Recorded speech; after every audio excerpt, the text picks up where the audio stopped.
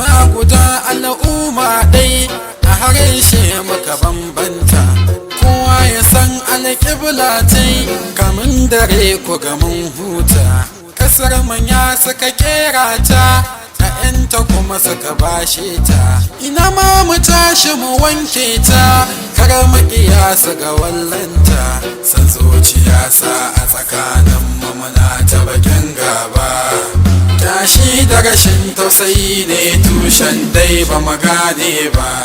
San kai hadama ke sanya guda bin gawa ramunta. To fari yancin kai ya samu tun kan turawa su kwance mu, sun san mulki ne tauhidin mu, shi yasa suka cin mana har ta kai karshe suka juya mu.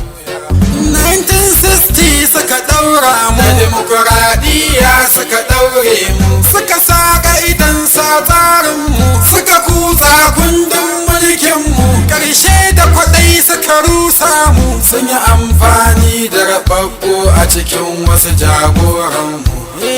Ka kuce dakta na zake sosai, sharin da suka yi yayo rasai. To ku duba halin da muke a ciki, rayukan talakawa ke ciniki, bayan dukiyarsa an samu saki, an kwashe manyan mu ne alhaki. Assalamu alaikum, ko kunan ku ne kun toshe, manya mu muke wa bayani da talakawan wannan karni. Shugabanni ina su'ali, ni zan so in san dalili, ku gayan har ku yo misali, rashin tsaron nan ya zama jahali.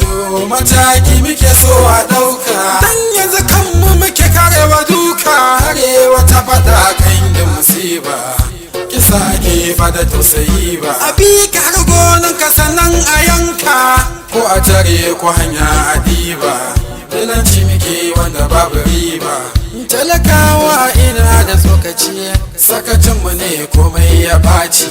Ka gaba uba shi da ɗansa, baya kula da duka lamarinsa, baya sake nauyin da ke wuyansa, baro wani da ci har da shansa, bare ma maganin tufafin jikinsa. Shi yasa 'ya'yan suka lalace, da ta'addanci suka gurɓace, suke tauna karansu a kaikaice. Allahu ka samu mu yodace, fituna ta ƙasan mu ka taskance, shugabannin ƙasan mu ka lamince, su zame mana hanyar yin dace, tattalin arzikin mu ka saita ta, albarkacin uban nana. Allah dafa mana, amin.